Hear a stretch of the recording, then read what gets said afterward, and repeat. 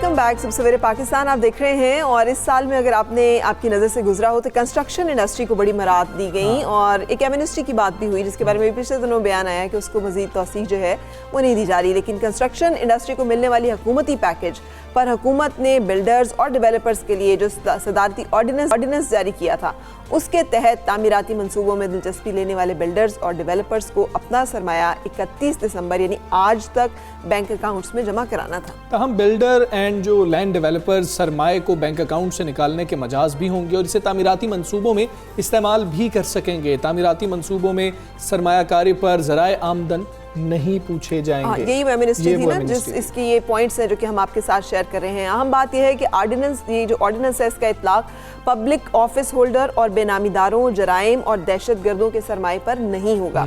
Ordinance में ये बात भी शामिल है कि नया पाकिस्तान हाउसिंग स्कीम में सरमायाकारी पर 90% टैक्स की छूट होगी और साथ ही साथ अगर आप घर फरोख्त कर रहे हैं तो कैपिटल गेन टैक्स लागू नहीं किया जाएगा, वो लागू नहीं होगा। ऑर्डिनेंस का इतलाक सितंबर 2022 तक मुकम्मल होने वाले मंसूबों पर होगा। तो आज तक की तारीख है जो दी गई थी हुकूमत की जानिब से। हाँ, चूँकि एक अहम स्कीम जो है वो दी गई मुल्क की मईशत को सहारा देने के लिए, कंस्ट्रक्शन इंडस्ट्री को सहारा देने के लिए। तो जाते साल में हम इसका भी एक रिव्यू जो है वो कर रहे हैं। हमारे साथ हैं इनकम माहिर टैक्स अमूर शाहिद बशीर साहब। अस्सलाम वालेकुम शाहिद बशीर साहब एंड गुड मॉर्निंग।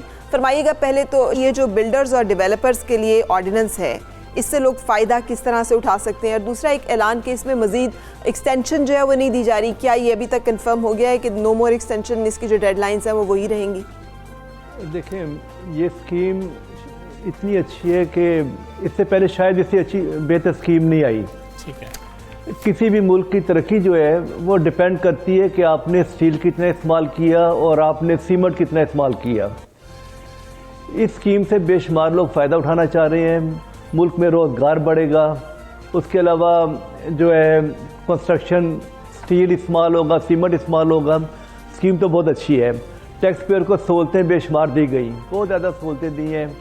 मसलन आप जितना पैसा इस पर लगाएंगे उसके ऊपर उससे आपकी पूछ नहीं होगी, ये पैसा कहाँ से आया आपसे बिल्कुल नहीं पूछा जाएगा। जो फर्स्ट परचेजर होगा उससे भी नहीं पूछा जाएगा कि ये पैसा तुम्हारे पास ख़रीदने के लिए कहाँ से आया। इससे बढ़कर सहूलत और क्या हो।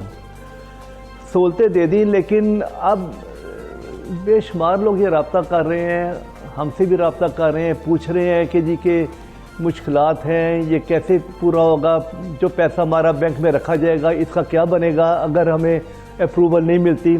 तो मैं मेनली आपके साथ बात इस वक्त करूँगा कि इसमें मसले मसाइल के मुश्किलात क्या लोगों को पेश आ रही हैं।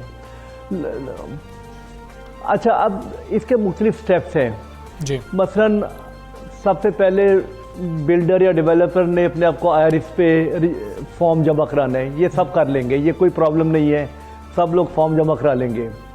उसके बाद जो भी पर्सन इसमें इसका फ़ायदा उठाना चाहता है एज अ बिल्डर या डेवलपर, उसने अपने आप को बोर्ड के साथ रजिस्टर कराना होगा, ये भी सब कर लेंगे।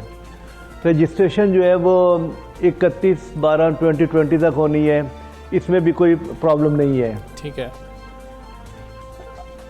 उसके अलावा सर्टिफिकेट लेना है, जो मैप अप्रूविंग अथॉरिटी या नेस्पाक है उससे आपने सर्टिफिकेट लेना है, वो भी बोर्ड में जमा कराना है। यहाँ से थोड़े थोड़े मसाइल यहाँ से अब शुरू हो रहे हैं। अच्छा, शुरू होंगे। मसलन आपने मैप अप्रूविंग अथॉरिटी से लेना है कि लैंड एरिया कितना है, कवर्ड एरिया कितना है, सेलेबल एरिया कितना है। इस पे डिस्प्यूट आ सकता है कि वो मैप अप्रूव नहीं कर रहे, वो टैक्स पे कह रहे हैं, बिल्डर कह रहे हैं कि जी मेरा इतना एरिया है, वो कहते हैं इतना एरिया है, तो मैप अप्रूविंग अथॉरिटी आपका मैप अप्रूव नहीं कर रहा। यहाँ पे अब एक रुकावट पेश आ रही है। बिल्कुल ठीक। अच्छा, अब सबसे बड़ी बात इसमें यह है, सबसे बड़ी बात यह है कि कंस्ट्रक्शन का काम या डेवलपमेंट का काम जो है वो 31/12/2020 तक शुरू होना है, कमेंसमेंट इसकी होनी है। ओके, देखें, जिस शख्स ने अपना पैसा बैंक में रखना है उसके लिए कोई प्रॉब्लम नहीं है। भाई मेरा पैसा है, मैं बैंक में रख रहा हूँ, उठा के बैंक में डाल दिया, यहाँ पे भी कोई प्रॉब्लम नहीं है। रजिस्ट्रेशन में भी प्रॉब्लम नहीं, सर्टिफिकेट में प्रॉब्लम पेश आनी है। लेकिन सबसे बड़ी प्रॉब्लम जो है ना वो ये है कि आपकी कमेंसमेंट जो है ना वो 31/12/2020 तक होनी है। ठीक है। अब 31/12/2020 तक अगर कमेंसमेंट नहीं होती तो फिर क्या होगा? चलिए, थोड़ी सी बोर्ड ने थोड़ी सी सहूलत जो है ना वो दी है, वो सहूलत बोर्ड ने ये दी है कि जी अगर आपने कुछ सर्टिफिकेट नहीं मिला, आपका मैप अप्रूव नहीं हुआ, क्योंकि कमेंसमेंट जो है वो डीम की जाएगी, तसव्वुर की जाएगी कि कमेंसमेंट जो है वो शुरू हो गई अगर आपने अपने डॉक्यूमेंट्स जमा करा दिए। ठीक है, शायद साहब यहाँ पर ये बता दीजिएगा कि आप हुकूमत को क्या तजावीज़ देंगे इसके ऊपर कि ये अगर छोटी मोटी तब्दीलियाँ कर ली जाएं तो जो इस इंडस्ट्री से वाबस्ता लोग हैं वो ज़रा मुतमईन हो जाएंगे, ज़रा बेहतर तरीके से काम कर सकेंगे। ये हिकअप्स कैसे रिमूव हों? मैं आपको मुख्तसरन ये चीज़ बता दूं कि अगर आपको जो है ना कमेंसमेंट की अप्रूवल नहीं मिलती और बोर्ड भी उसको प्रिलिमिनरी अप्रूव नहीं करता तो टैक्स पेयर क्या करेगा, कहाँ जाएगा? उसको सबसे बड़ी एप्रीहेंशन इस टैक्स पेयर को ये है कि जो मैंने पैसा बैंक में रख दिया, मुझे उसकी अप्रूवल नहीं मिलती, कमेंसमेंट की अप्रूवल नहीं मिलती, तो मेरे पैसे को तो अनएक्सप्लेन ट्रीट हो जाएगा, वो तो सारी की सारी कंसीलमेंट बन जाएगी, टैक्स लग जाएगा।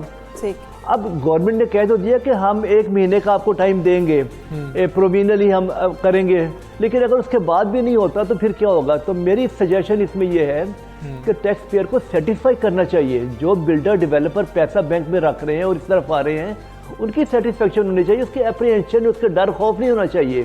तो उसके लिए मेरी कंसिडर्ड ओपिनियन इसमें यह है कि आप इसको 31 मार्च 2021 तक एक्सटेंड कर दें। ठीक है, 3 महीने मिल जाएंगे। टैक्स पेयर जो है वो इसको अप्रूवल की तरफ लगेगा, अप्रूवल लेगा और अपना प्रोजेक्ट मतलब कि बिल्कुल बेफिक्री से शुरू करेगा।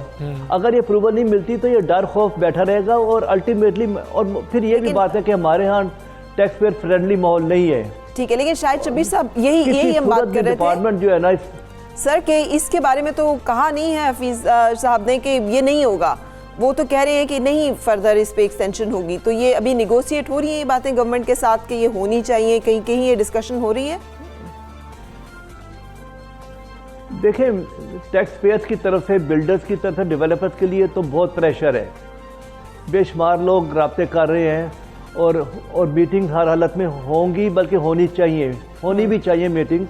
और ये तो नहीं होना चाहिए कि आप इतनी बड़ी सहूलत दे रहे हैं, लोगों का बिलियन ऑफ रुपीज जो है वो इसमें इन्वॉल्व होगा, और वो डर खौफ उनको रहेगा कि जी मेरा प्रोजेक्ट अप्रूव होना ही नहीं होना।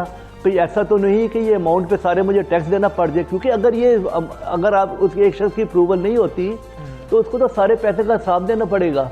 फिलहाल तो ये है कि जी आप जो पैसा उसमें रखेंगे और बिल्डिंग में लगाएंगे, कमेंसमेंट के लिए कम से कम 3 माह की जो है वो तौसीह कर दी जाए, 31 मार्च तक जाए। शायद शबीर साहब माहिर टैक्स ये तजवीज़ पेश कर रहे थे। ये तजवीज़ थी, और ये तजवीज़ जो है उनके ख्याल में बहुत सारे ऐसे लोगों के साथ जो कि इन मराद से और इस एमएनसी से फ़ायदा उठाना चाहते हैं, उनके लिए हेल्पफुल साबित होगी। तो हुकूमत को इस पर सोचना भी चाहिए। बिल्कुल, अगर उनको मसाइल हैं तो उनका हल तो बहुत ज़रूरी है। बिल्कुल सही।